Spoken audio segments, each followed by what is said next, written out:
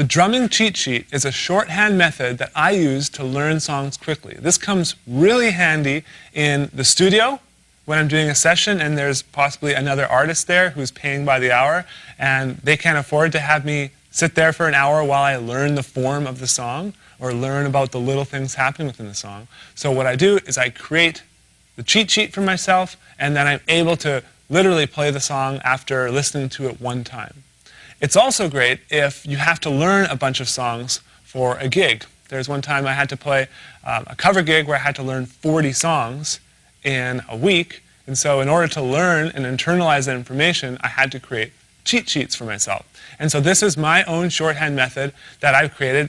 A lot of professional drummers have their own, and they have their own little things they do, and some of them are very quirky. I think this one is great because it's just so simple, and I think it'll work for anybody.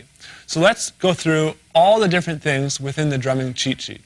So the first thing we're going to do is we're basically going to go through the list of abbreviations that we're going to use within the drumming cheat sheet. So look at the first one on your worksheets. It says intro, and then in brackets there's an I. Now, introduction is obviously the start of a song. That's the first thing you hear. This can be a loud intro, it could be a quiet intro, it could just be, kind of mellow. It doesn't matter dynamically, you just have to recognize that off the top of the song, that is the intro. And we're going to call that I. The next thing is reintro.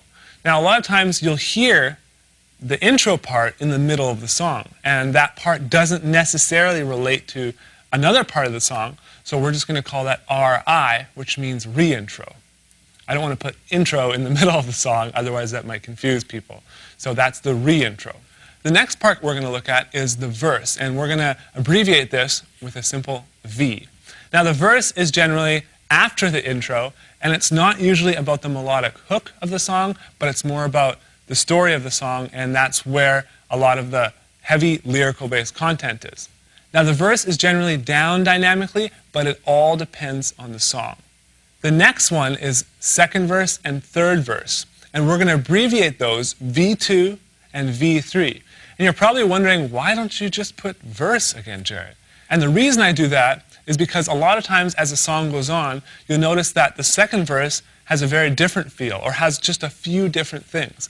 And so it's very easy for us to just give it a different name or slightly differentiate the name so when you need to make notes about that specific part later, you know exactly where to make them.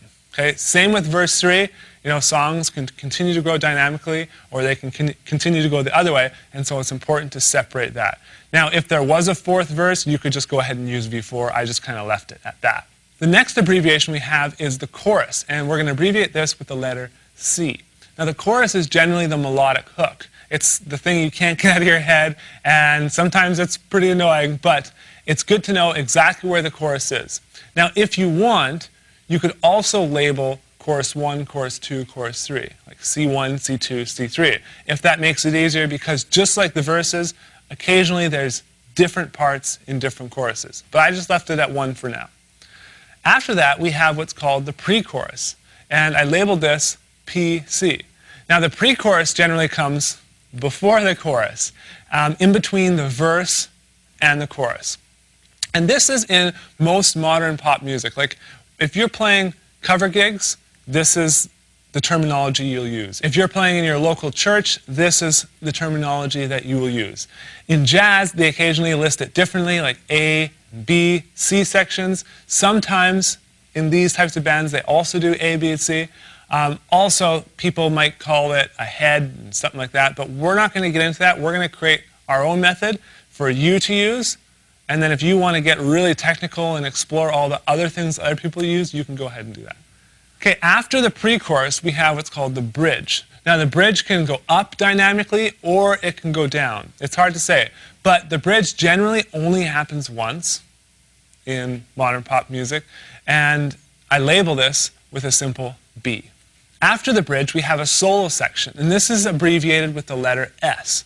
Now, a solo section is tough to know where it's going dynamically, but obviously it means that someone is playing a solo. So either the guitar player, piano player, maybe the singer is doing something, but it's a feature for a certain instrument for a certain period of time, and we'll label that S.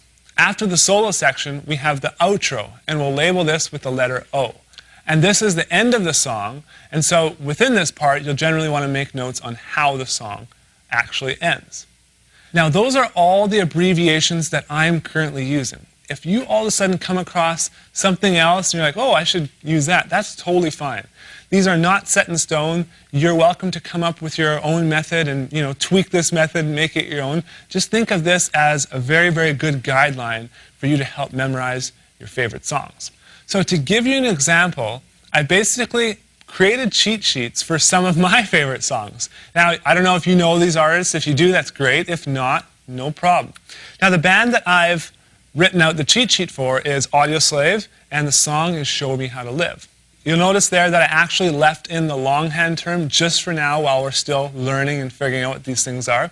So it starts with the intro, 16 bars. Then it goes to the verse for 16 bars.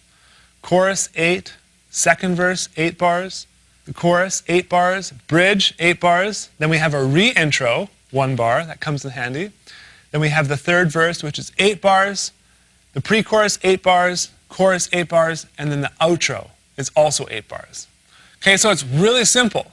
If you sat down with that song, you'd probably have a good idea on where everything was going. Okay, because you know that intros are generally softer, choruses are generally louder. You'd have to listen for what's going to happen at the bridge and the re-intro. But just even looking at that, it gives you a really good indication of what the song structure is like. Now, I know what you guys are thinking. You're thinking, well, how are we supposed to count? How am I supposed to know when 16 bars is over? And this is a struggle that I had, and I was embarrassed in the worst way possible because I had a solo, and it was only a 4-bar solo, but I had never, ever practiced counting 4 bars. And so literally, I knew nothing about when my solo was going to end. So I just kept soloing and soloing and soloing. And then I looked up and the whole band's just staring at me like I'm some kind of fool. And so I'm just going to quickly teach you the best way to count this stuff out. So basically what I do is when I'm playing a groove, I will count on the first bar just like this. 1, 2, 3, 4. Normal, right? The second bar, I'll change number 1 with the bar number. So 1, 2, 3, 4. 2, 2, 3, 4. 3, 2, 3, 4. 4, 2, 3, 4. 5, 2, 3, 4. 6, 2, 3, 4. So you get the point, right? You can continue to go as long as it takes. So you look on the Audioslave, Show Me How to Live song, it starts off with 16 bars on the intro. So that beat is relatively simple, so it's relatively easy to count along. Now there's certain situations that you're going to get in where the part you're playing is a little bit more challenging. And so it's not really, really easy to count along with what you're doing.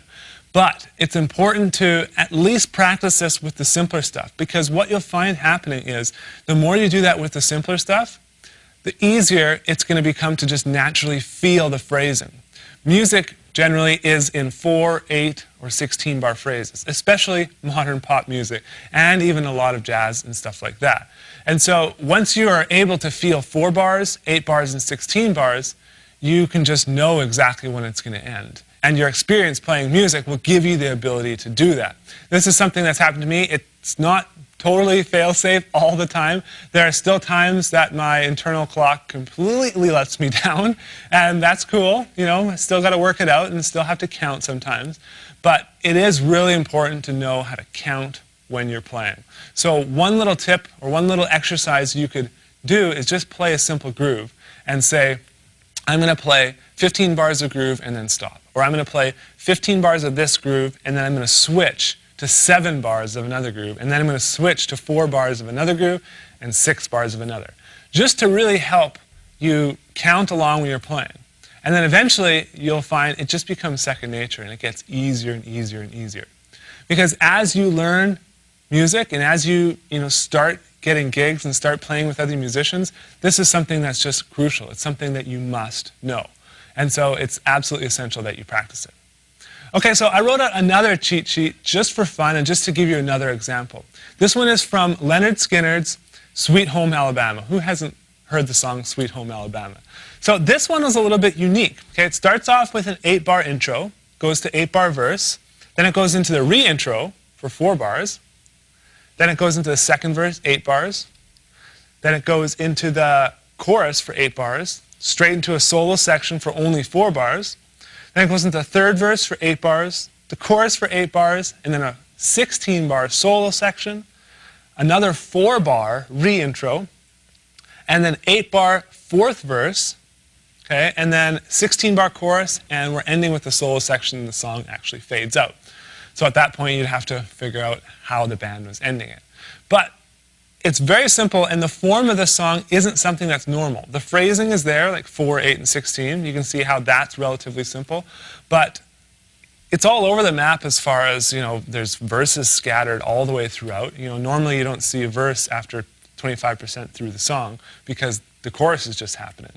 And that's just from my experience in playing rock and pop music. But in this case, it's very different, so it's really important that we have a cheat sheet for that. So once you've memorized all the abbreviations that you need to know for the drumming cheat sheet, we're going to actually go into the worksheet that I've included here that you can print off as many as you want, and you can create your own drumming cheat sheets for your own music. To give you an example of what this looks like, I basically have taken another one of my favorite bands, which is Muse, and I've made a cheat sheet of Stockholm Syndrome. Now you'll notice on this cheat sheet, it's a little different. I left a section for notes. Because when we were talking before, I said it's important to differentiate verse 1 from verse 2 and verse 3. And that is because there's different things happening there, right? There's different things happening in each verse, even though technically they're the same chord progression or they're the same feel. All right? Now, I want to quickly mention one thing before I go on. This requires you to know the basic beat or basic feel for the song. So when you hear Sweet Home Alabama, you know that that song's not at 200 beats per minute. Okay? You have to have an understanding of how the song feels. You might not have it completely memorized, all the little nuances that are happening, but you need to know a certain feel. So when I hear the name Muse, Stockholm Syndrome, I know the certain feel of that song. I couldn't rattle off the whole form, but that's why I have my drumming cheat sheet here. Okay, so let's take a look at exactly what we got here. At the top, you're going to put the band name as well as the title of the song. Beside that, you're going to put the tempo. Now, a lot of times, I will play in groups that require me to have a click track and to count everything in, so we're all playing at the same tempo. Some songs are at like 120, and some are at 115, and so in order for them all not to just like meld together, you want to actually have those tempos. And so if that's required of you, you need to write down the tempo. And sometimes it's just cool to know regardless. Now, below that, we have 3 columns. The first column is part. The second column is length, and the third column is notes. Okay, so the part is our abbreviations. That's where we put our abbreviations. Now, for the sake of helping you memorize, I'm going to actually put in the full name. Okay, so you'll see intro there, and then in brackets you'll see I. Later, you're just going to write I, V. You'll do it really quickly. You can put these together in real time. Okay, then on length, that's where we're actually going to count out the number of bars. So basically what I did is I went through the song, and I sat there and I listened, and I count 1, 2, 3, 4, 2, 2, 3, 4, 3, 2, 3, 4, 4, 2, 3, 4. And I went through until that changed, and then I quickly stopped the song, wrote it down, and then also, in the final section, I wrote notes. So in the first intro section, it says guitar only for the first 3 bars, 1 bar drum fill on the 4th bar, and open hi-hat beat for 8 bars, okay, which means a big, sloshy, heavy kind of beat. And these are my notes. So you might look at that and be like, oh, Jared, I don't understand what you mean by open hi-hat beat for 8 bars. This is my terminology, right? Whatever notes I give myself, it's like not everyone can read your handwriting. Like, you can't read my handwriting, believe me.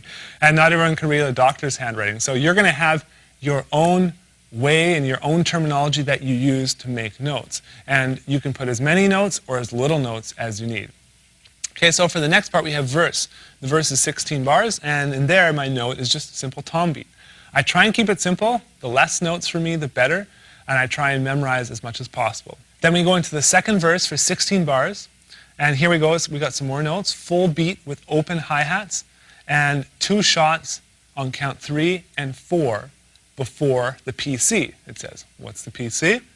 That's the pre-chorus. Okay, how long is a pre-chorus? Pre-chorus is 4 bars. And it says big and heavy, crashes on all 8th notes, no shots. So what I'm saying there is crashes on all the eighth notes, so 1 and 2 and 3 and 4 and I don't have to worry about shots. All I got to do is do big and heavy crashes on every single note. So even if I don't play the part exactly the same, if I'm playing with a band, they're going to be happy with what I'm doing there. After that, we have the chorus, and here I wrote down halftime feel. Okay, halftime feel means the snare drum lands on count 3 instead of the 2 and the 4. And it says crashes on all the eighth notes again. And snare shots on count 3, count 2 and 4 if you're counting halftime. But I count the song full time. I wrote that little note in there for you guys. Okay, then we go back to the re-intro for 4 bars. And my notes are quarter notes on the snare with groove. Okay, for me, that means not just this ultra rigid kind of like mechanical or technical thing. I want to really groove with those quarter notes. And stop on the 1 of bar 3. So as I'm counting along, because I'm going to be counting these sections, it's a 4-bar section, I know to stop on a certain count. After that, we have the third verse. Okay, tom beat for the first 8 bars. This is a 16-bar section. And then full beat for the last 8 bars. So that's really simple. And I don't even necessarily have to memorize this whole song originally, and I could just read along with this and I would know what's coming. Okay, after that we have the pre-chorus, 4 bars. Again, big and heavy, crashes on all the eighth notes. It's kind of the same as before. Then we have the chorus, halftime feel, crashing all the eighth notes. So a lot of this is just copying from past parts. Then we have the bridge. Okay, the bridge is different. We have quarter note snare shots for the first 2 bars. Stop on the 1 of bar 3. Then fill into the 4th bar and groove with open hats. And shots on 3 and 4 back into the chorus. After that, we have the chorus. Again, halftime feel, eighth notes crashing.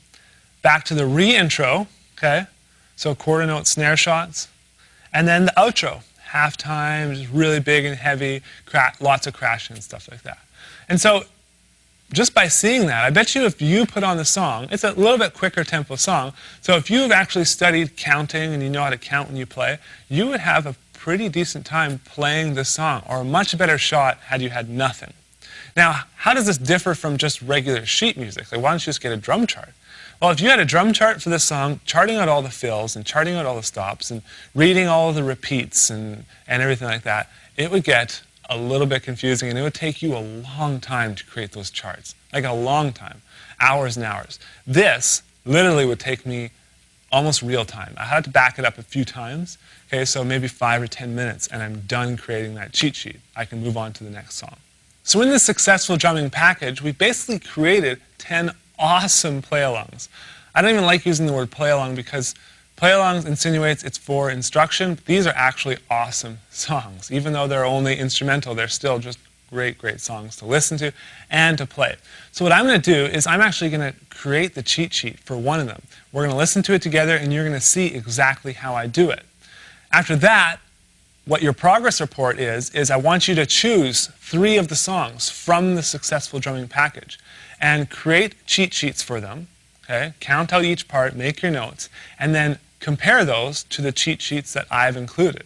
Please don't go and look at the cheat sheets that I've included before creating your own. Really test yourself and see how well you can execute this concept. So to start, we're going to create the cheat sheet for the song Blisters. This song is at around 100 beats per minute. So let me put in my headphones and we can get started. So the first thing you'll want to do, if you're following along with me, is write the song name in the top and then write the tempo beside where it is. Okay, then let's get started and let's see how this song starts. 3, 4, 2, 2, 3, 4. Okay? 2 bars there. That was the intro. Okay, 2 bars. Let's just listen to it one more time so you guys can hear that. 3, 4, 2, 2, 3, 4. The whole band in. Okay, so what you write is write in part I for intro, then the length is 2 bars, and then for notes, I would say hi-hats only for the first 2 bars, possibly splash cymbals, enter with full groove on the 3rd bar, or after the intro. Start from the top again. 2, 2. Verse. 2, 2, 3, 4. 3, 2, 3, 4. 4, 2, 3, 3, 4, 5, 2, 3, 4, 6, 2, 3, 4, 7, 2, 3, 4, 8, 2, 3, 4. Okay, so now we have the chorus part there, but let's just first write in the verse part. Okay, so that was an 8-bar verse, and what was unique within that verse? I want you to try and get this. Please shout at the screen if you're there. Listen. 1 and 2 and 3 and 4 and 1 and 2 and 3 and 4 and 1 and 2 and 3 and 4. All right, what do you hear there? 3 and 4. So let's write in the notes shots on the 3, the and the 4. Okay? And the shots come after every 4-bar phrase, or at the end of every 4-bar phrase. So in that verse, the shots happen twice. All right, let's continue listening. I'll back it up to the verse.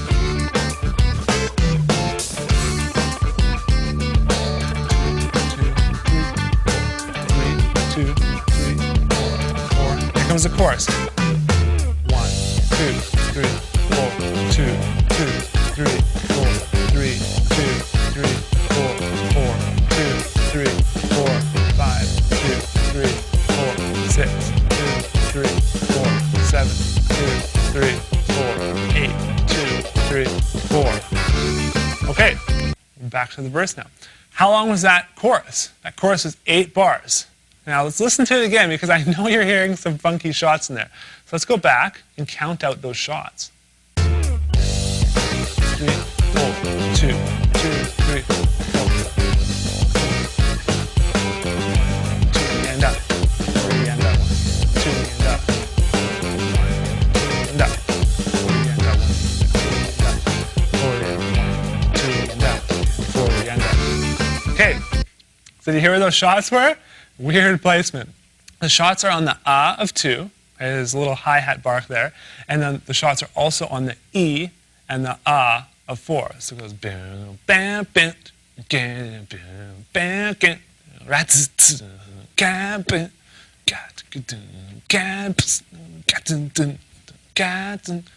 Okay, so it takes a while to get that, and what I would recommend is just play a simpler version of that if you don't want to play that part right away.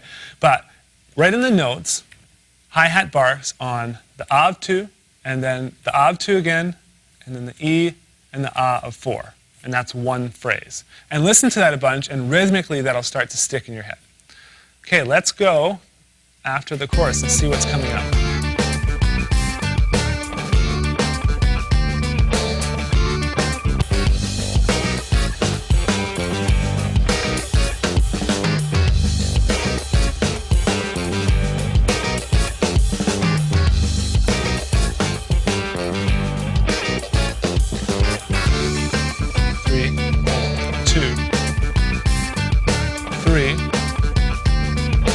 Four, 2, 3, 4.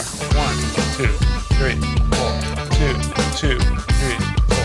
3, 2, 3, 4. 4, 2, 3, 4. Okay, so how long was that verse? Verse is 8 bars. Now, was there anything different between that verse and the first verse? There wasn't. It was pretty much exactly the same. So you can write in the shots on the 3, the and the 4 at the end of each 4-bar phrase. Okay? And where does it go from there? Did you hear? I believe it goes to the chorus.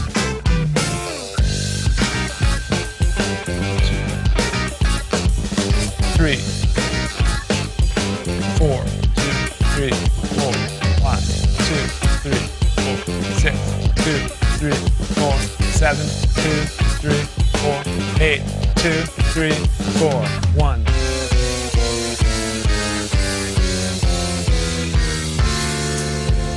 All right, so what happened there and how long was that for? Now, this is where I hope you have a really solid understanding of the note values. And coming from the foundation part of this project, I'm pretty sure that you do. So let's listen to that part again and let's hear what exactly is going on there.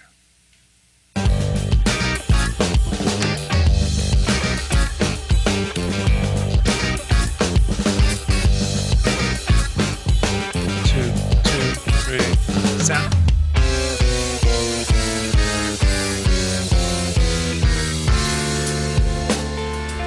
Okay, Okay, so if you guess that those are quarter note triplets, you're absolutely correct.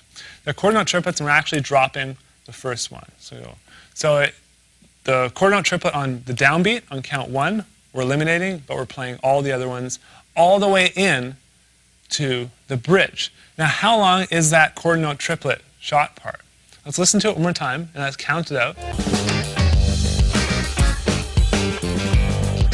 3, 4, 2, 3, 4, 4, 2, 3, 4, 1, 2, 3, 4, 2, 2, 3, 4, 1.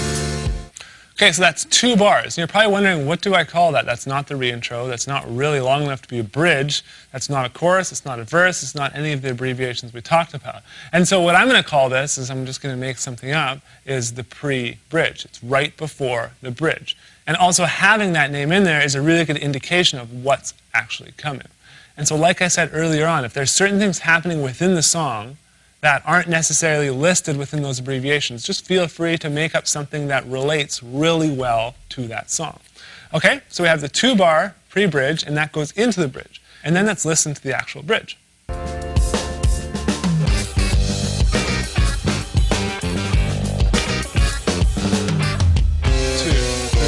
4, 2, 2, 3, 4, 1, 3, 4, 2, 2, 3, 4, 3, 2, 3, 4, 4, 2, 3, 4, 5, 2, 3, 4, 6, 2, 3, 4, 7, 2, 3, 4, 8, 2, 3, 4, 9, 2, 3, 4, 10, 2, 3, 4, 11, 2, 3, 4, 12, 2, 3, 4, 13, 2, 3, 4, 14, 2, 3, 4, 15, 2, 3, 4, 16, 2, 3, 4. Okay, so that is 16 bars. Now another thing you'll notice is the snare shot was on counts 3. So it's a halftime feel. So go ahead and write B, and then write 16, and then in the notes section I would write halftime feel. And in that I was doing a little bit of soloing and some fills just to really make it more interesting because the song is instrumental. So you can choose to do that, or you can just choose to play simple groove. Okay, after that, what part did we get to? Let's see.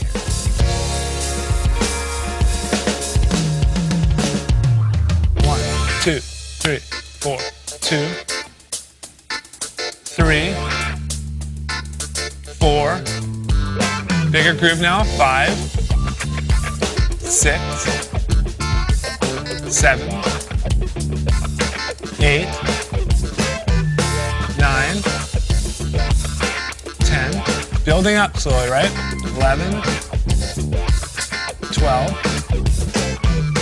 13, 14, so more cymbals, 15, 16. All right, so we have a 16-bar verse. Okay, so I'd put V3 at 16 bars. And then from there, it sounded like we went to the chorus. So let's just have a listen to that.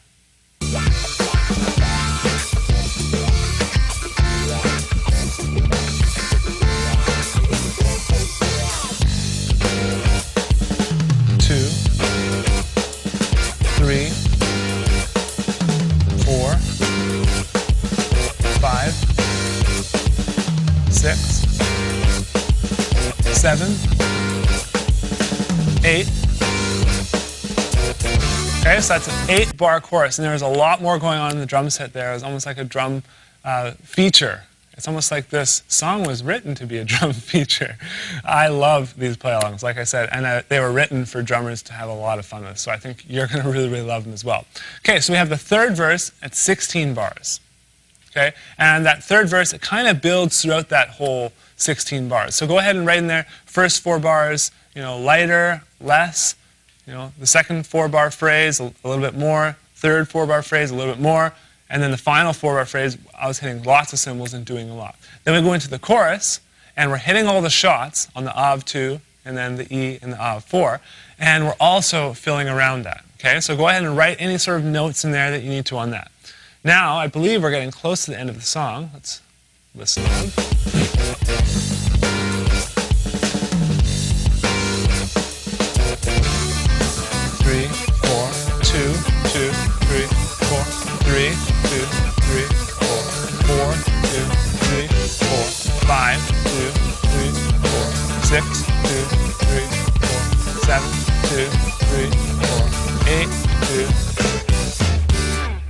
right, so what do we have there? 8-bar, I would call it the outro because it's the last part of the song. It's a similar feel to the verse, but you'll notice the drum beat is actually changed. So we're opening the hi-hats, we're hitting the snare on counts 2 and 4. It's just a lot heavier at the end. Also, I'd write out the ending. Okay, the ending, we do the same shots. We go 3 and 4, but then we also do a final shot on the and of 4. Okay, so that is the cheat sheet for that song. If you had that cheat sheet, you wouldn't play every single drum part. I play it exactly the same. But if you were playing that song with a band, you could definitely keep up with all the parts. You definitely know exactly what's happening and exactly when certain things are coming. No band expects you to be another drummer or play exactly like another drummer. And if they don't realize that every drummer is individual, then maybe they're not the band to be with in the first place. I know sometimes some bands want you to stay as true as possible to the music. But if you're under the gun to learn something within 15 minutes, 20 minutes, well, there's only so much you can do. So always try your best if that's what a band is looking for, but in the same way, you are an individual and you want to create your own unique drum sound. So here is your homework or progress report, whatever you want to call it. I basically want you to take 3 of these play-alongs from the Successful Drumming package, and I want you to listen to them, just like we did here, and go through them and then take the worksheets that I've included and write in the information about each song. Then take that information and put it against what I've put together and see how it looks. It's going to look different, obviously, but that's great. You know, whatever pops out at you might be different than what popped out in my head when I was listening through these songs. And whatever is required for you to remember might be different for me because our memories are probably very different. Mine's probably much, much worse than yours. And so I like to make a lot of notes and when I do these types of things. Okay, so that's what I need you to do. Once you've done that, you can go ahead and move on to the next section within the breakdown.